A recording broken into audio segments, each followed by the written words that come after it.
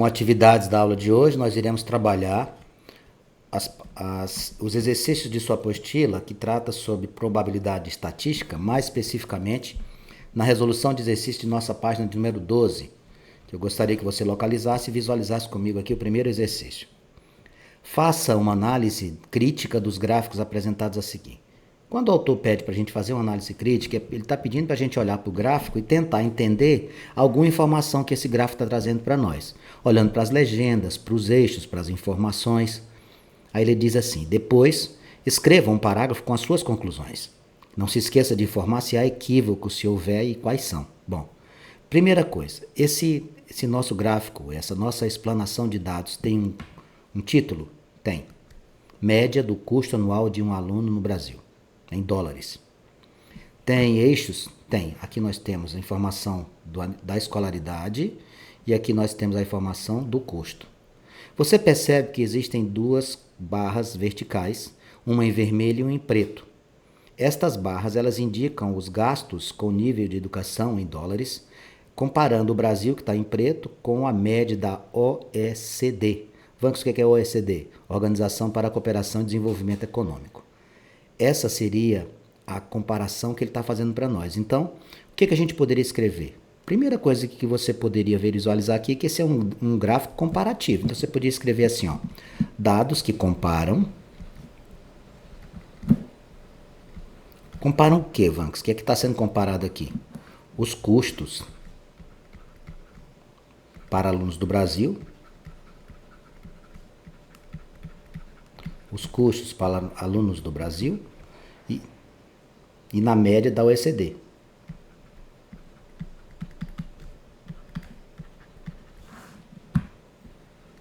Vanks, o que é a OECD mesmo? Organização para a Cooperação e Desenvolvimento Econômico. Como é que você sabe que ele está sendo comparado? Bem aqui, tá vendo? Ó, isso aqui, a legenda deixa claro para nós. Ó. Os gastos da OECD, que estão em vermelho, do Brasil está em preto. Se você comparar os 4 aspectos aí, escolaridade primária, secundária e terciária, e o total, obviamente, você vai perceber que sempre a OECD gasta mais do que o Brasil.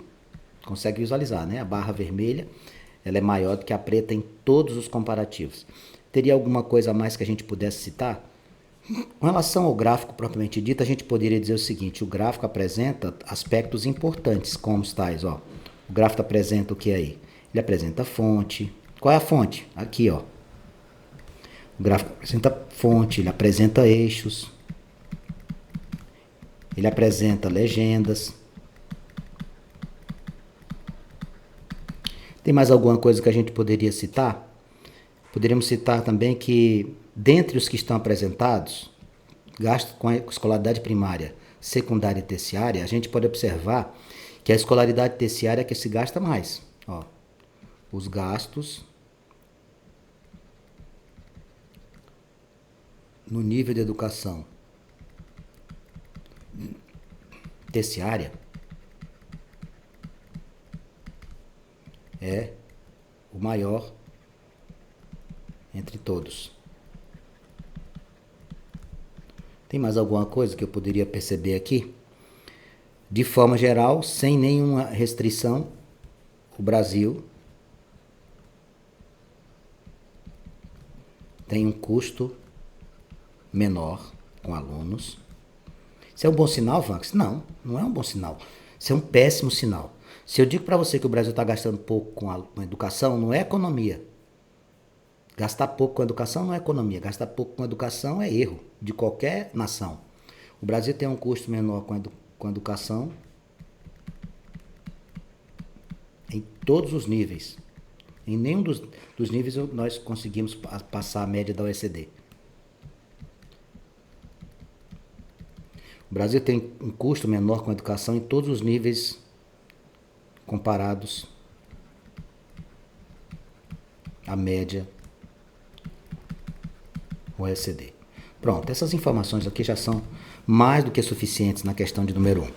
Nós temos também na questão de número 1 outra situação para análise de gráfico, que é o da letra B. Dê uma olhadinha aqui. Ele não escreve nada, só fez colocar algumas bandeiras colocou aqui as fontes, o IBGE, Eurostat, OCDE, e citou o título, que refere-se a quem?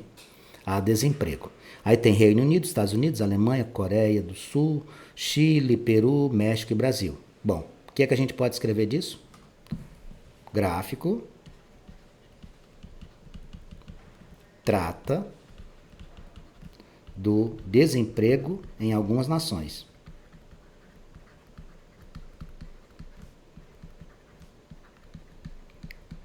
O gráfico trata de desemprego em algumas nações. O que é que a gente pode observar? Quem é que tem o maior índice de desemprego? É o Chile. O Chile apresenta o maior nível de desemprego. Como é que você sabe? É só olhar as porcentagens. A menor que tem é 6,7, ó, maior valor. Também poderia acrescentar aqui quem é que tem menor valor de desemprego. Seria quem? A Coreia do Sul. Já a Coreia do Sul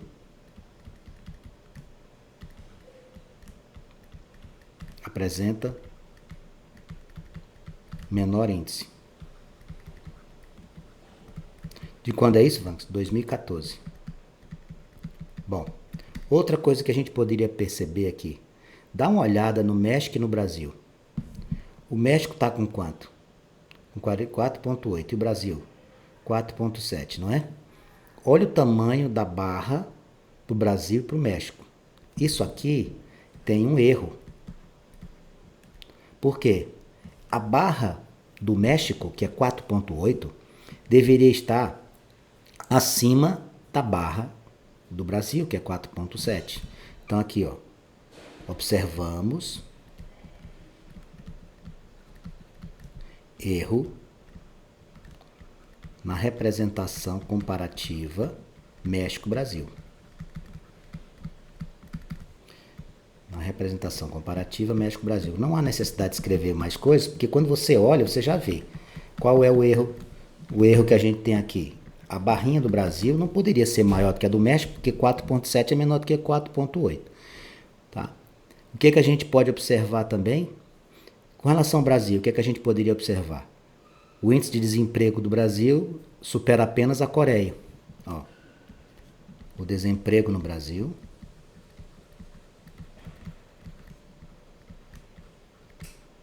4,7 só é maior do que 3,5. Supera apenas a Coreia do Sul. Esse é o gráfico que a gente está vendo agora, tá?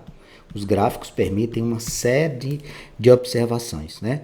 Então, a gente viu que não existia proporcionalidade ali, quando a gente comparou o Brasil e o México, a gente viu que o gráfico possui título, que é o desemprego, possui fontes, que o Brasil possui o segundo índice de desemprego, superando aqui em percentual apenas a Coreia do Sul, e que existia um erro de representação comparativa quando a gente olha, por exemplo, para México e Brasil.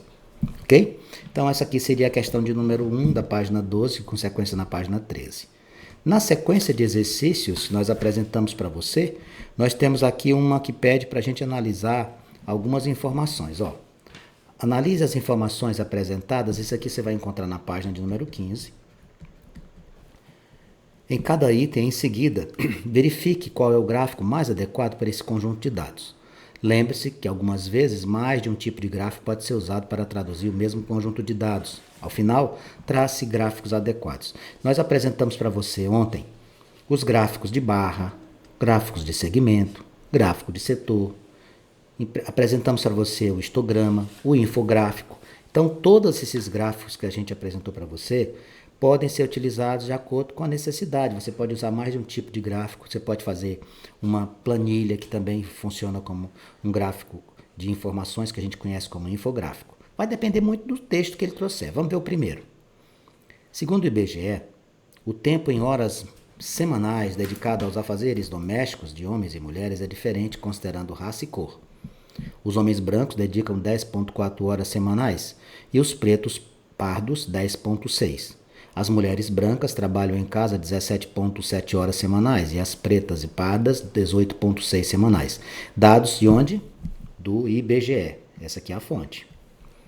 Em relação ao rendimento médio mensal, a diferença entre os homens e mulheres é ainda maior.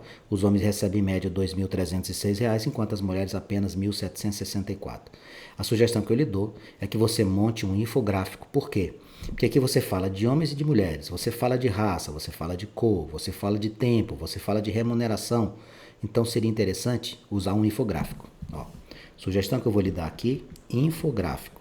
E, obviamente, você vai ter que fazer 2. Por quê, Vanks? Porque um tem falando de tempo de trabalho, o outro tem falando de rendimento. Então, o que é que sugestão que eu lhe dou? Na primeira situação aqui, eu vou fazer um tempo dedicado a fazeres domésticos. Tempo dedicado a fazeres domésticos. O que é que a gente tem para verificar aqui? Nós temos o grupo dos homens e nós temos o grupo das mulheres. Além disso, nós temos subdividido em quê? Pretos e pardos, preto ou pardo. E também temos os brancos. E aqui eu vou colocar uma média para a gente poder ter o que a gente pode fazer. E aqui, obviamente, eu vou fazer aqui umas colunas, uma espécie de planilha. Obviamente aqui você fará com a sua régua, bonitinho. Aqui nós estamos fazendo com mão livre, mas que perfeitamente permite-nos entender qual é o raciocínio a ser utilizado. Pelo próprio texto, ele diz que pretos e pardos eles têm uma média de 10,6 horas. Já as mulheres ficam 18,6. No caso dos brancos, 10,4 os homens e as mulheres 17,7. Vanks, esse item lá embaixo, como é que a gente faria a média? Somava e dividido por 2. 10,6 com 10,4 dá 21. A média vai dar quanto? 10,5. 18,6 com 17,7 vai dar 35. 36,1 vai dar 18,5. 18,0 alguma coisa. Vamos colocar 18,1. Pronto. Esse aqui seria o primeiro infográfico. O segundo aspecto a ser abordado, no segundo texto, ele não traz especificação de ser preto, pardo, branco, etc. Mas ele traz com relação ao sexo. Qual é o segundo infográfico? Diferença de rendimentos. Diferença de rendimentos. Esse aqui seria o segundo gráfico, envolvendo o quê? Simplesmente homens e mulheres, tá? Só isso. Você vai fazer assim, homens, mulheres, e aqui você coloca a representação de valores numéricos, né? Ó, só isso aqui, Vanks? Só isso aqui já é suficiente. Qual é a remuneração média para os homens? 1.764 para as mulheres, 2.306 para os homens. 2.306. Mulheres, 1.764. O que é que você acha disso, Vanks? Eu acho isso uma injustiça desproporcional, descabida. Em pleno século XXI, nós temos mulheres ganhando menos do que homens quando a gente sabe que produzem tanto quanto ou mais. Na continuação do exercício, a gente tem aqui a letra B, ele diz assim, no Brasil, os cargos gerenciais ocupados por homens em 2016 eram de 62,2%, enquanto os ocupados por mulheres correspondiam apenas a 37,8%. Eu disse para você que você pode fazer infográfico, pode fazer histograma, mas aqui seria interessante você fazer, sabe como? Divida isso aqui, você pode apresentar esse gráfico através de barras ou de setores, fica mais fácil para você fazer. Se você fizer por setores, ó, como é que ficaria isso aqui? Você colocaria o título, cargos gerenciais, fazia um círculo aqui que representa quanto? O todo representa 100%. Homem não é 62,2%? E mulher vai ficar quanto? 37,8%. De onde é que vem esse número que eu não vi, Vanks? É porque eu faço 100 menos 62,2%, pessoal, para descobrir quanto é que sobrou. Ó, como 62,2%, bem aqui, ó, se eu fizesse aqui era metade, não era? 50%? Os homens conseguem mais da metade. Então, como é que você vai fazer? Você vem aqui, presta atenção. Você vem aqui e faz isso, ó. E aqui você faz homens, coloca 62,2%. E aqui você chama de mulheres e coloca 37,8%. Esse gráfico é o que eu mais cabível nessa situação. Outra informação oriunda do IBGE diz o seguinte, na letra C. O censo é uma pesquisa de natureza censitária que envolve todo o universo estatístico, realizada pelo IBGE de 10 em 10 anos para mapear o perfil socioeconômico e cultural da nação. Os dados dos últimos censos apontam o crescimento da população brasileira. Em 60, a população era 70 milhões. Em 1970, passou para 93 milhões. Em 80, atingiu 119. Nos anos 90, chegou a 146. Em 2000, a população era de 169. E no último censo, 190. Hoje nós já passamos dos 200 milhões, né, moçada? O que é que a gente pode fazer aqui? Bom, aqui, nesta situação específica aqui, a gente tem uma informação de tempo. Aqui a gente tem informação de tempo, a gente tem a informação de população. Qual é a sugestão que você vai nos dar? Amigos, nenhuma situação como essa, eu sugeria a você fazer que tipo de gráfico? Um gráfico que você estivesse trabalhando com o eixo vertical com uma informação e o eixo horizontal com outra informação, que você poderia fazer isso de maneira muito tranquila, que não ia haver nenhum tipo de atropelo, tá? Você pode fazer um gráfico de barra, você pode fazer um gráfico que permita essa informação aqui, ó. Eu vou fazer assim. Ó, lembrando que eu estou sem régua aqui, tá? Aqui eu vou colocar o ano. E aqui eu vou colocar o quê? A população. Vanks, qual seria o título? População brasileira em milhões. População brasileira em milhões. Você deve ter percebido que é uma crescente, né? Esse gráfico. É uma função crescente. População brasileira em milhões. Vamos ver aqui os anos que foram dados para nós. 1960, 1970, 1980, 1990. Aqui eu até colocar mais, vou esticar um pouquinho mais aqui. 2000, quem seria o próximo? 2010, etc. Vejamos as informações que nós temos aqui. Começando aqui vai ser 0. Eu vou dividir isso aqui em grupos para facilitar a nossa visualização. Vou fazer assim, ó, 50, 100, 150, 200. Não há necessidade de você colocar exatamente o número que está apresentado para você ali. Por exemplo, ó, 1960 vai ser um número entre 50 e 100. Vai ficar aqui, ó.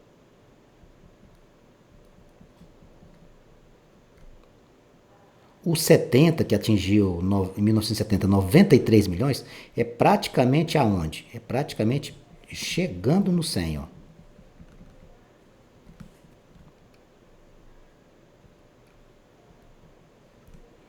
O 80, em 1980 nós temos 119 milhões, então ele é um pouquinho mais acima aqui, ó. Essas representações, elas precisariam ter uma graduação, né, para poder fazer o gráfico bonito como ele deveria ser. Mas eu conto com a sua compreensão. Tá aqui 1980. Quem mais, Van, que você tem? Vê lá 90. 146,8 milhões. É praticamente chegando no 150.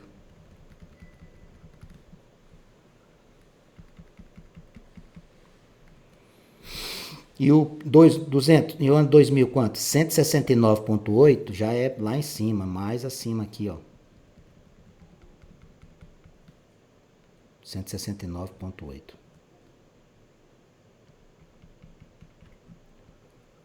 E em 2010, que é o último que ele falou, né? Porque como é de 10 em 10 anos, a última informação que ele tinha dado para nós era de 2000. Vai dar quanto esse próximo aqui? Esse de 2010 vai dar 190,8. É praticamente em cima do 200, ó. Mas quase chegando lá, ó.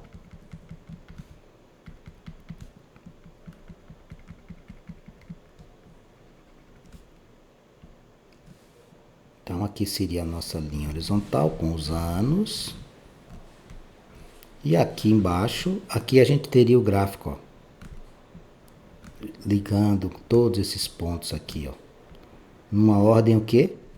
Crescente. Bom, na página de número 17 até a página de número 21, nós temos um trabalho que nós vamos ter que fazer, mas nós não iremos fazer hoje em função do trabalho ser longo, um trabalho de equipe, de pesquisa, e nós iremos marcar a nossa próxima aula para fazer especificamente isso.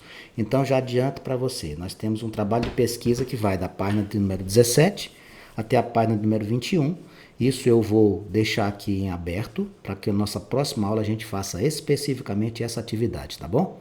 E na sequência a gente vai continuar com as nossas questões que estão precisamente na página de número 22, tá? Nós estamos lá na página 22, da página 17 a 21, nós iremos fazer essas tarefas na aula de amanhã. São 2 aulas seguidas, a gente consegue trabalhar isso de uma maneira bem detalhada. Questão de número 1 diz assim: na sala de Sabrina, há 35 alunos. Haverá um sorteio para determinar o ganhador de uma viagem no final de semana. Foram colocados papeizinhos com os números referentes a cada aluno, considerando a sequência de ordem alfabética da turma. O número de Sabrina é 32. Então, você tem aqui no universo 35 números, né? Que são 35 alunos. A Sabrina pegou o 32.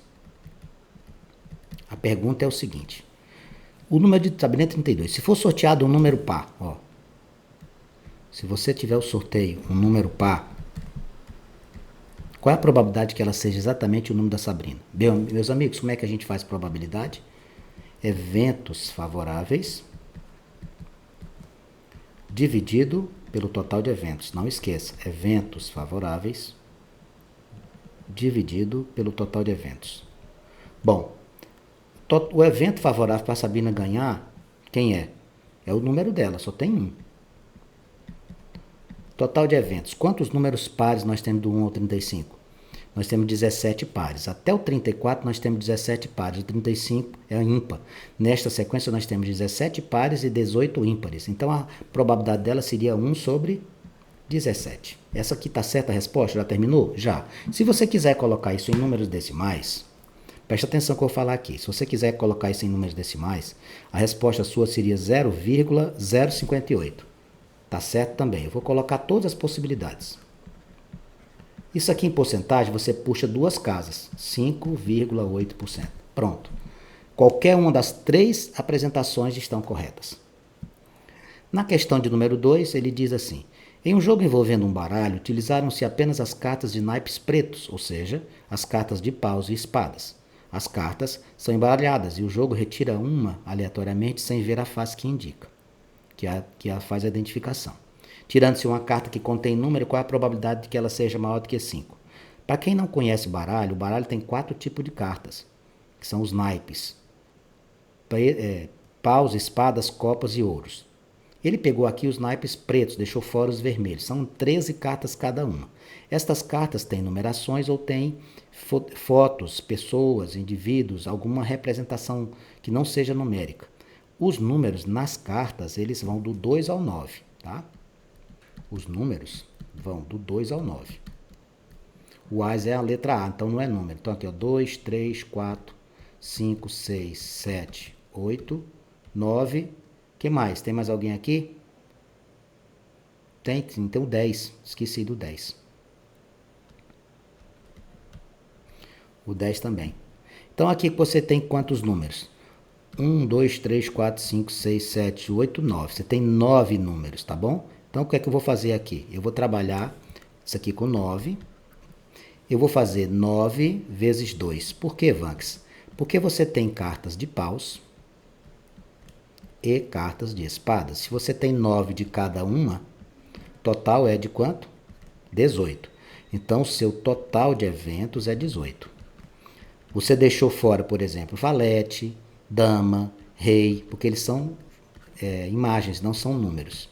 Bom, ele está falando qual é a probabilidade de ser maior que 5. Esses aqui são os eventos favoráveis. Maior que 5, quem seriam os que serviria para nós? 6, 7, 8, 9, 10. Quantos, Vanks? 5.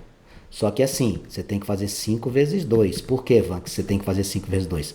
Porque você tem as cartas de paus e tem as cartas de espadas. Cuidado para não colocar só o 5. Então, probabilidade seria o quê?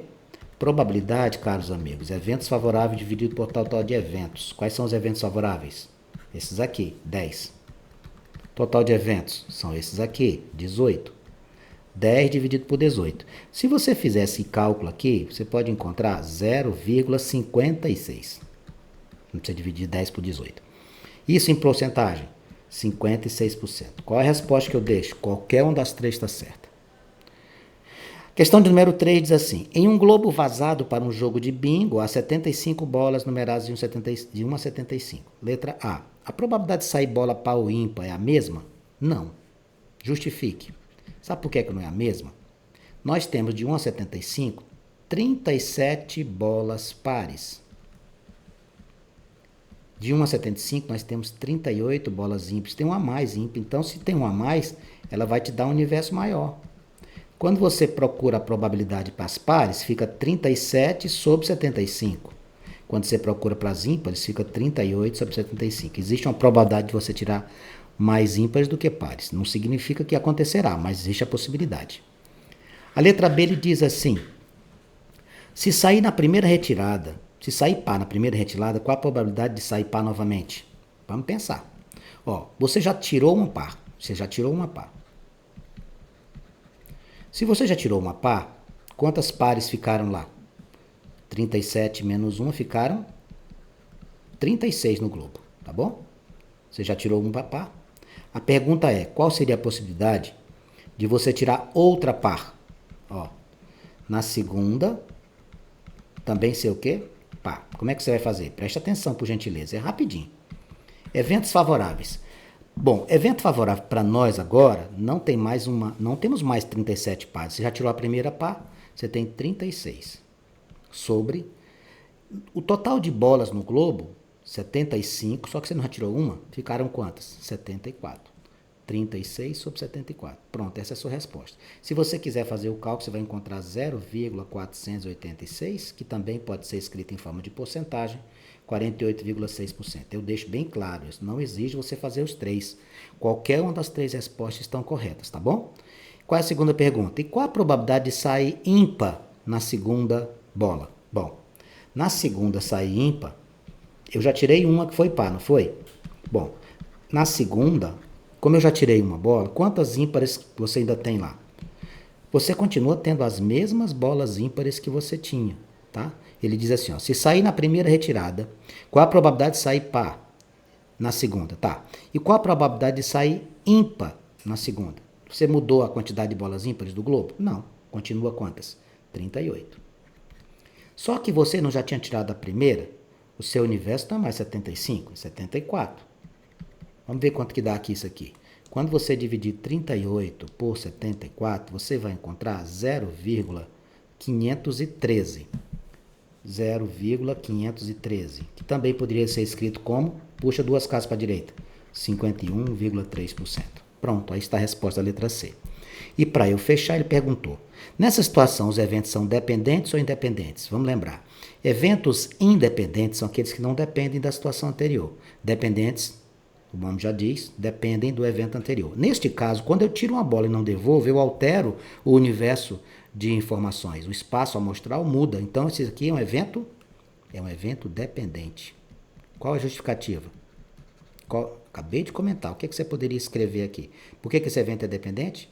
O segundo resultado depende do anterior. O segundo resultado depende do anterior. Bom, aqui está a resposta à questão de número 3 da sua apostila na página de número 22. Vamos fazer mais? Olha a questão de número 4, um infográfico aqui diz assim. Em uma pesquisa feita com 200 participantes sobre o estilo de filme preferido, o resultado foi o seguinte, ele te dá em forma de percentual. Considerando que cada pessoa fez apenas uma escolha, qual a probabilidade de uma pessoa que opinou na pesquisa ser apreciadora de romance? Olha, ou você faz com o 200, ou você faz com as porcentagens. Vanx, qual é que você me sugere? Faça o que você quiser. Com a porcentagem, o total vai ser quanto? 100%. Com o número de participantes, o total vai ser quanto? 200.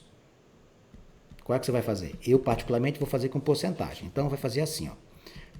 Probabilidades são os eventos favoráveis dividido pelo total de eventos. Nós estamos procurando a probabilidade de você pegar alguém que goste de quê? De romance. Então, como é que vai ficar? Probabilidade igual. Romance, 32%. Total, 100 menos. Vamos, por que menos? Presta atenção. Se a gente não prestar atenção nos textos, a gente erra. Ele diz assim, ó, considerando que cada pessoa fez apenas uma escolha, qual é a probabilidade de uma pessoa que opinou? Então, esse grupo bem aqui está fora. Olha só, não vai colocar 32 sobre 100, não. Você tem que tirar o que não opinou. Ó. Esse grupo aqui não deu opinião nenhuma. Então, vai ficar 100 menos 8. A resposta não vai ser 32 sobre 100. Vai ser 32 sobre 92. Ah, quer dizer então que se ele perguntasse assim, dentre os entrevistados, bom, entre os entrevistados você pode ter aquele que deu opinião e aquele que não deu. Agora, quando ele diz, dentre os que opinaram, os que não souberam opinar ficam fora. Então, a resposta, 32 sobre 92. Ou, se você dividir isso aqui, vai dar 0,35. Em porcentagem seria quanto? 35%. Na questão de número 5, ele traz a seguinte situação. A diretoria de uma empresa quis saber o número de filhos de seus 120 funcionários e fez um levantamento montando uma tabela. Está ali, ó, o número de funcionários e a quantidade de filhos por funcionário. Aí ele diz assim, qual é o número médio de filhos? Amigos, para você fazer o número médio de filhos, você tem que ver quantos funcionários tem cada um e quantos filhos cada um possui. Então, como é que eu faria aqui? Eu fazia assim, ó, multiplicava todos eles, depois somava e dividia pelo total de funcionários. Faça isso para eu ver. Vamos lá. Quem que ficaria aqui? Ó? 41 vezes 1 mais 17 vezes 2 mais 21 vezes 3 mais 10 vezes 4 mais 9 vezes 5 mais 1 vezes 6 mais 21 vezes 0. Dividido pelo total. Bom, o total que você tem aqui, quando você somar todos eles, vai dar 120, mas o exercício já tinha trazido para você. A soma aqui vai dar 41 com 34, com 63, com 40, com 45, com 6 e com 0. Isso aqui vai me dar 229. Quando eu dividir 229 por 120, deixa eu ver quanto que vai dar isso aqui. Vamos fazer esse cálculo aqui para você. Eu vou pegar 229, vou dividir por 120, eu vou encontrar 229, dividido por 120, vou encontrar 1,90. 1,908. 1,908 ou duas casas, 19,08%. Qualquer uma dessas informações estaria correta. Ele pede para a gente fazer um gráfico. Eu sugiro a você que seja o gráfico de barras, mas ele já ofereceu essa possibilidade para nós. Como é que eu ia fazer aqui? Eu colocaria aqui o número de filhos e na horizontal, na vertical, eu colocava os funcionários. Então, ó, por exemplo, como é que vai ficar aqui para quem tem a relação de 0, 1, 2, 3 ou 4, 5 e 6? Ó, 0, ó, aqui 0 filho, 1, 2, 3, 4. Eu vou colocando aqui entre os espaços, fica melhor que eu fazer uma barrinha aqui para eles. 2, 3, 4. Vou esticar um pouco mais essa nossa estrutura. Aqui eu vou colocar o 5, aqui eu vou colocar o 6 e aqui o número de filhos. E aí você vai fazer as barras, ó. Quem tem 0 filho, quem tem 1 filho, quem mais? 2 filhos é um pouquinho menos, 3 filhos é um pouquinho mais, 4 filhos é praticamente menor do que aqueles que você lançou todos, 5 filhos menor um pouquinho, e 6 filhos tem só uma frechinha aqui. Aí você poderia colocar os números, né, pessoal? Quais são eles lá? Que a gente tem lá aqui como referência. 1, 9, 10, 17. Se funcionar, eu vou tirar daqui. 17, 21. Pronto. Aí em cima ainda tinha o 41. Lá em cima. Eu vou ter que puxar o 41 lá em cima. Por quê? Porque o 41 tem um filho.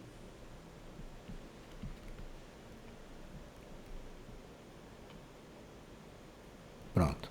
Basicamente seria esse desenho para nós. E para o nosso tempo já está estourado, eu vou fazer a letra C. Qual é a moda desses resultados? Na estatística, amigos, moda é o número que mais se apresenta. Qual é o número que mais se apresenta para nós aqui? 41 funcionários têm um filho. A moda seria 1. A quantidade de filhos que mais se repete dentro do número de funcionários é o número 1. Ok? Com isso, a gente conclui a nossa aula de hoje. Nosso tempo está literalmente estourado. Espero que você tenha conseguido acompanhar com clareza as resoluções. Quaisquer dúvidas, entre conosco no nosso canal de comunicação.